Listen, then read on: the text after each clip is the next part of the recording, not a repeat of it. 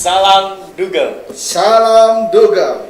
Hari ini sangat luar biasa acara ini bisa berjalan kembali. Dan saya bersyukur kalau hari ini saya ditemenin dengan narasumber, yaitu Bapak Pendeta Yosua. Dan hari-hari ini sedang viral sekali dan marak sekali. Ternyata dari zaman saya dulu tahun 90-an sampai sekarang tuh masih ada. Hari ini kita mau bahas tentang kasus bullying. Atau perundungan.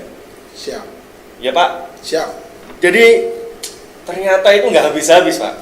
Dari zaman ke zaman, bahkan kalau bisa di 30 tahun yang lalu, ternyata kasus itu terus ada Pak. Hampir 100% mereka adalah korban bullying juga. Ya, entah itu secara kasar ataupun secara halus. Nah, akhirnya dia pada saat berikutnya dia membalas itu kepada individu lain. Nah, itu yang saya sebut dengan efek domino. Ya kan? Nah, sementara tindakan bullying itu kan itu adalah penggunaan atau tindakan daripada seseorang yang merasa berkuasa. Ya kan? Dan dia gunakan kekuatan untuk menekan, ya, untuk menggertak, menakut-nakuti kepada orang lain. Nah, kalau tindakan ini tidak diselesaikan, tidak dicegah, maka ini akan semakin membesar, ya. Nah, ini akan menyebabkan tindakan yang lebih parah dari hanya sekedar awalnya bullying. Mungkin ya, kalau kita perhatikan bullying itu kan macam-macam. Ada bullying dalam bentuk tindakan kasar, ada yang dalam bentuk verbal, ya kan? Ada yang bentuk dalam bentuk non verbal, ya kan? Artinya sikap seseorang itu, entah dia sadar atau tidak, itu bisa merupakan tindakan bullying terhadap seseorang, gitu. Ketika misalnya kalau saya perhatikan, misalnya ketika seseorang bersikap cuek, ya, mendiamkan aja, itu tanpa sadar sebetulnya secara halus sedang membuli. Ya, dia gitu ya. Iya, dengan seolah-olah dengan kata lain, lu mau apa gitu. Gua suka-suka gua dong gitu. Seolah-olah begitu. Kan dia sedang menggunakan kekuatannya, kekuasaannya. Ini gua gitu. Lu jangan ikut campur ibaratnya. Jangan ikut-ikutan. Bodo amat makanya. Ibaratnya kan kayak gitu. Nah, jadi apa yang menyebabkan ya, faktor penyebabnya. Nah, maka kita harus perhatikan tindakan bullying itu kan biasanya man to man, face to face, atau satu lawan sekian, ya. Yang membuli banyak, korbannya satu, ya kan? Nah, itu pun motivasi si pembuli, ya, penyebabnya apa? Juga orang yang dibully tersebut juga pasti ada latar belakang. Kan tidak mungkin seseorang itu membuli kepada seseorang individu lain tanpa ada sebabnya.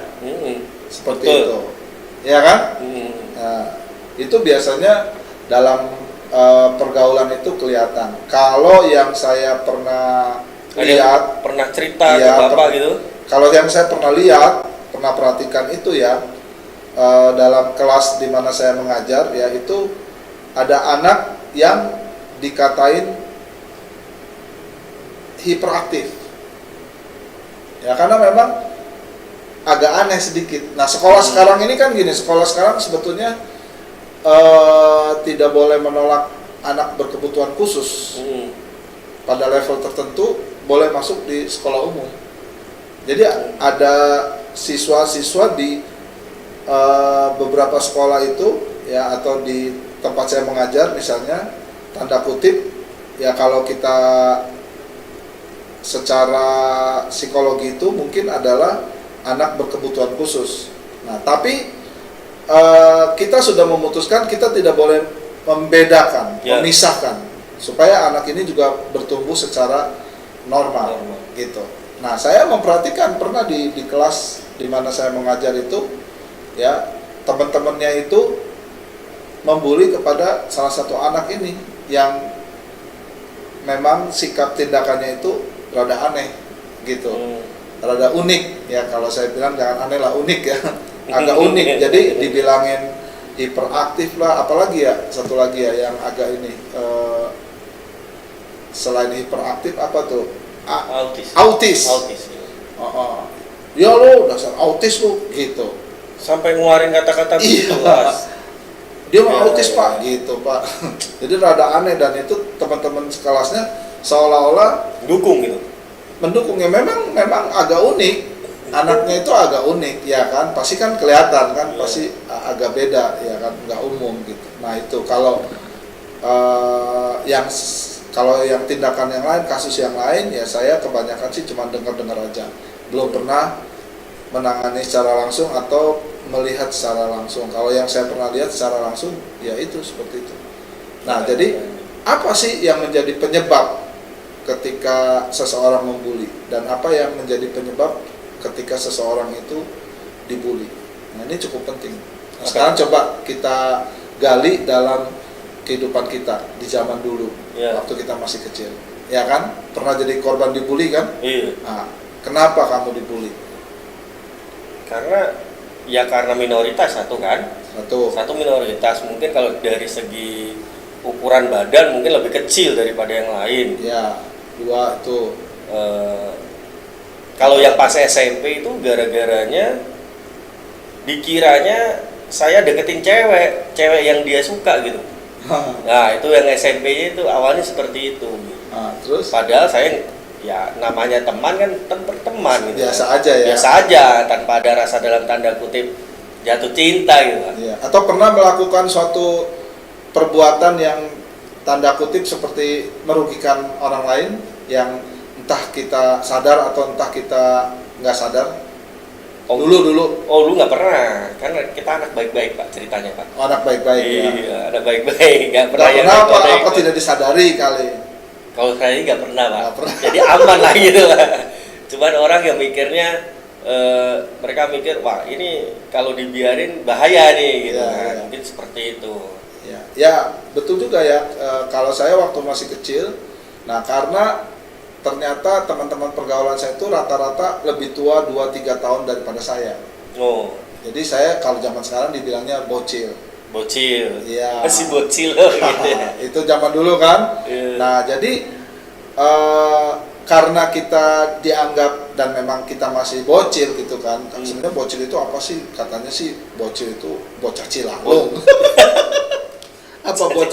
bocah cilik ya. Artinya tadi minoritas tadi, karena mungkin kita lebih kecil, ya kan, umurnya juga lebih muda. Gitu. Nah biasanya yang lebih tua itu ya sangat umum pasti mengejek kepada yang lebih kecil, yang lebih muda, ya kan? Karena dia merasa berkuasa. Apalagi ya merasa berkuasa dong, lebih tua kan.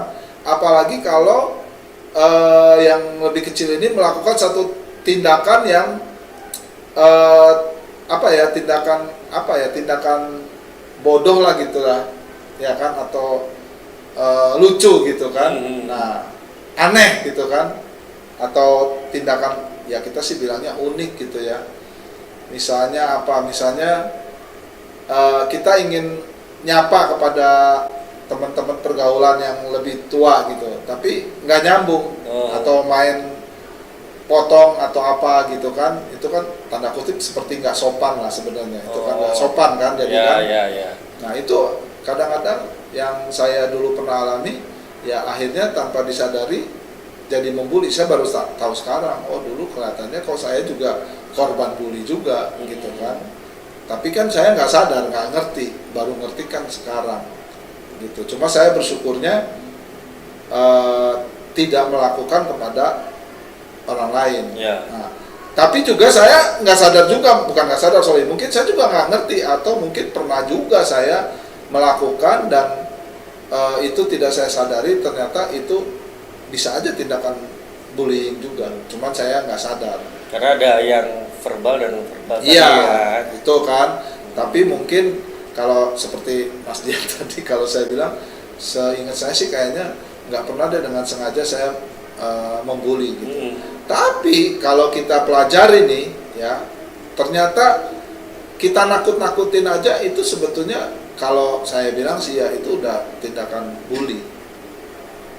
Nakut-nakutin aja terhadap orang tersebut. Iya kan? Nah, dengan tujuan supaya orang ini nurut. Ya kan, atau melakukan apa yang kita mau. Kan begitu. Nah, makanya apa yang menjadi faktor penyebab kepada si pembuli dengan apa yang menjadi faktor penyebab siapa yang dibully itu ya bisa beda, bisa sama seperti itu. Nah, jadi disinilah nanti kita ya perlu menyelidiki dengan baik faktor-faktor itu sehingga nanti kita bisa menangani. Nah, seperti saya bilang tadi, efek bola salju karena kita